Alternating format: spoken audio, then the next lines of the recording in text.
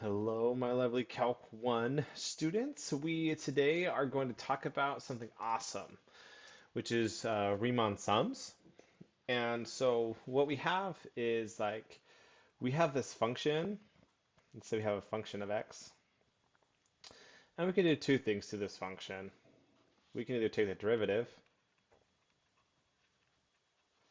or f prime of x, and we know very well that this means that it is the slope of a tangent line,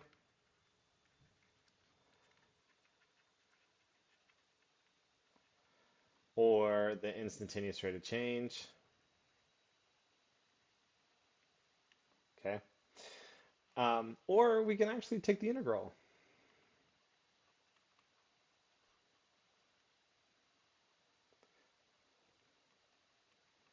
But what does that tell us? And that's the question that we're going to have right here. Um, and to be honest, it's going to tell us a whole bunch of different things. One of these things that it's going to tell us is we like to say it's the area. Well, let's look at something. So yeah, let's do this. Let's say I'm driving 60 miles per hour, and I drive for 2 hours.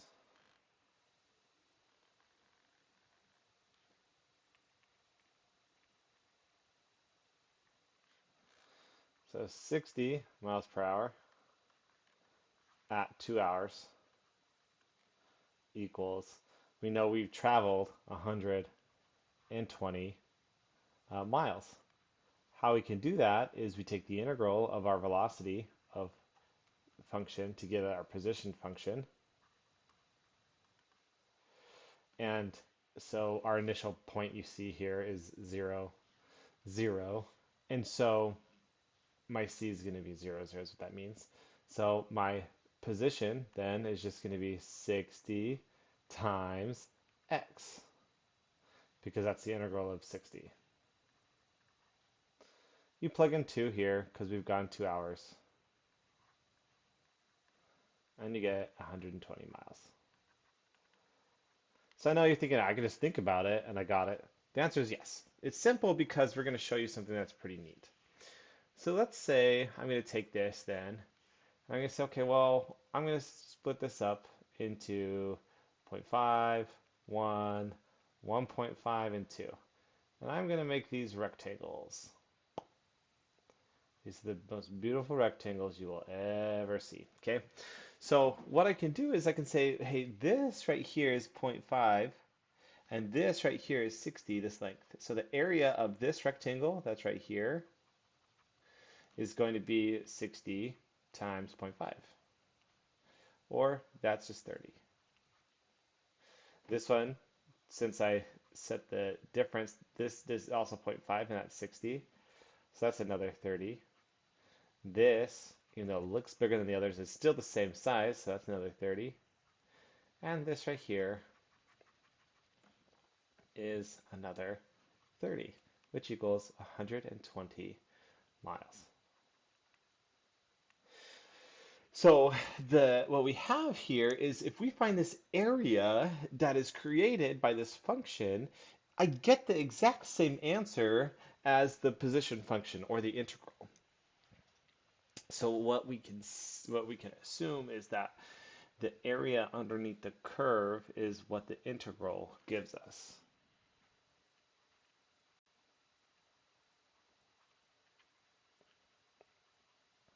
Now, the area under the curve can mean different things depending on the context. For example, this one, the area under this curve right here, as I scroll down, is, let's get erase everything. Sorry, I can't scribble fast. All that area right there is the displacement.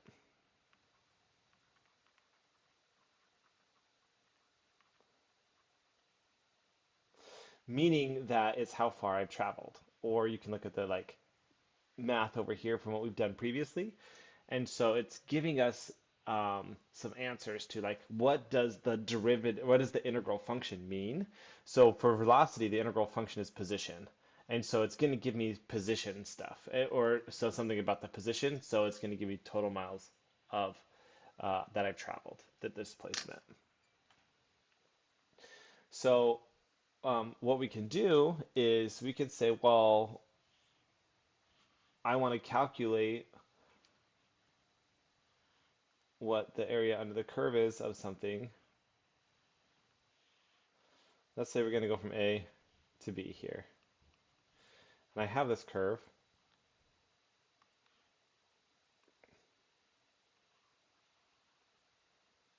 Okay. So from A to B, I want to find the area underneath this curve. Because I don't know what the integral of this curve is, but I want to know what the integral of it would mean. Bear with me here. This is the theoretical part of it, right? We'll do the application part in just a minute. So what I can do is I can split these up into little intervals. So I have this first interval, second interval, third interval. I said third, but it should be x of 2. All these different intervals, all the way into my last interval, which I'm going to call my last interval, x sub n. Okay? And so we have all these intervals right here, and they all have different heights.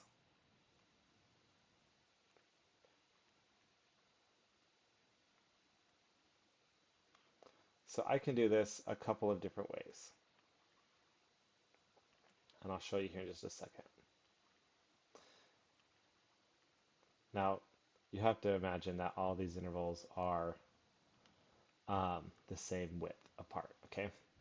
So what we can do is we can take what we like to call the left-hand sum, meaning that I'm going to go from where the left endpoint hits, and I'm going to draw a nice rectangle right there. Ooh, it goes straight across right there, and I could do that. And then where this one hits, I'm going to draw a point straight across. Where this one hits, straight across. Where this one hits, straight across. This one hits straight across. This one hits straight across, straight across. This one hits. This one, this one. Okay. So we see we have all these different rectangles right here. And sometimes we have this like overcompensation. Okay. This is our undercompensation. I'm not counting this area or this area or this area, or there's some little small areas over here that I'm not counting, but I am counting a little too much area over here, over here, over here, over here. So this is just an approximation of the area underneath the curve. Okay, so if that's an approximation of the area underneath the curve, what I have next then from A to B is, well, I'm going to have a different approximation. Can we get it better? Let's see. So if I split this one up in a very similar fashion, okay, we're going to go here, x1, x2, x3, all the way up for all these different ones right here. We have what I call a right-hand sum. So where the right hits, oh,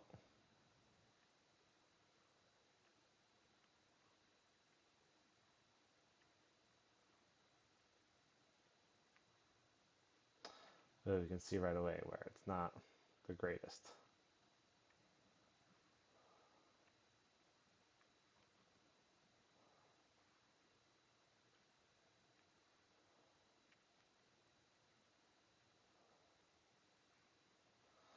And you're going to see that we have these rectangles here that we have some pretty big gaps the way we drew this one. But that's the right hand sum. Notice that the right hand point is touching and the left hand point is not. These ones, the left hand point is touching, but the right hand point is not. So then we ask ourselves, well, isn't there a better way? Can we do this a better way? Well, sometimes the left hand sum is going to work out fantastic. Sometimes the right hand sum is going to work out fantastic. But sometimes they both just don't work out great. So what we can do is we can find what we like to call the midpoint. So we go from this midpoint right here, where it hits in the middle of them, and we go out both ways. Midpoint out both ways.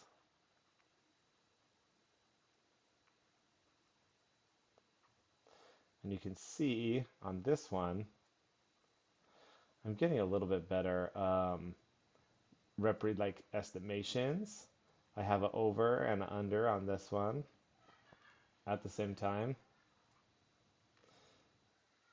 And this one is is very similar actually. A little bit less. Okay. So that's the midpoint. And what I can do is I can take this little, whatever this value is right here, so x sub 1, I can say, okay, well, if I take x1 minus a over 1, then that's going to be, or divided by 2, I'm going to add it and then divide it by 2. That's going to give me this midpoint right there. And that's going to be your evaluation that you can do. So we have these three different approximations we can do, a left hand, a right hand, and a midpoint. And the whole point of this is to get these sums together. Let me show you some actual solid pictures that I didn't draw.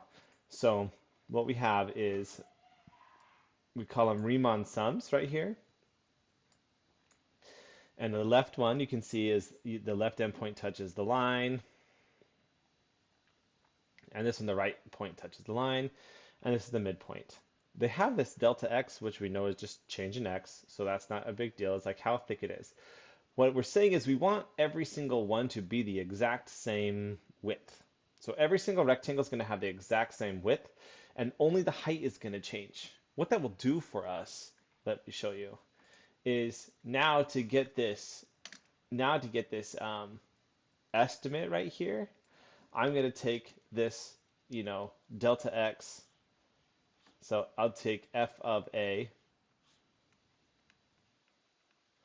times delta x plus f of x0 times delta x plus, and then f of x2 times delta x plus f of x3 delta x all the way times f of x. This is xn, x a b, f of x, oh, f of b, that's what it is. F of b, oh no, because b is, we're doing left hand side on this one. I am so sorry.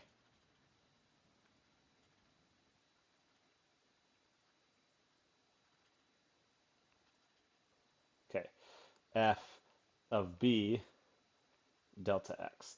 So everything's going to have this delta x, and what I can do for me is I can say, okay, well, if I factor out delta x, then I'm left with f of a plus f of x0 plus f of x1 plus dot dot dot plus f of b.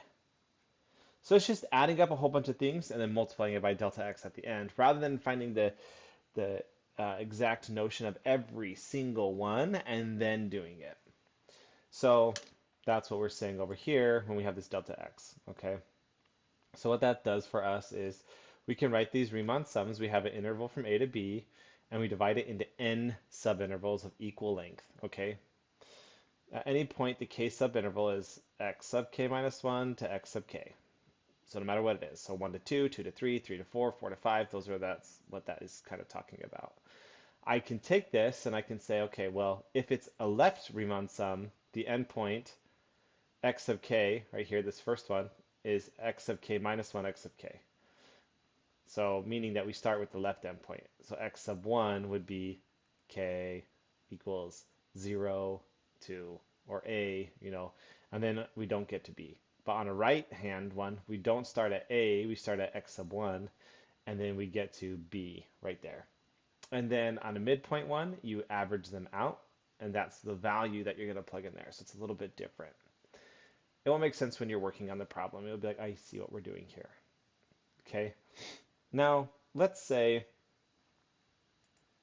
we're not happy with this. We only split it up into actually 1, 2, 3, 4, 5, 6, 7, 8, 9. 9 intervals. That's not great. What would happen if I divide it up into a lot more? I'm going to show you a picture.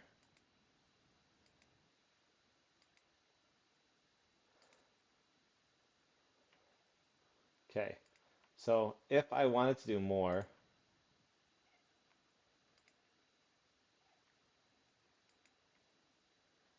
you're not going to do it for me? I'm sorry. I thought I had it right there. Maybe it's back farther. Apologize.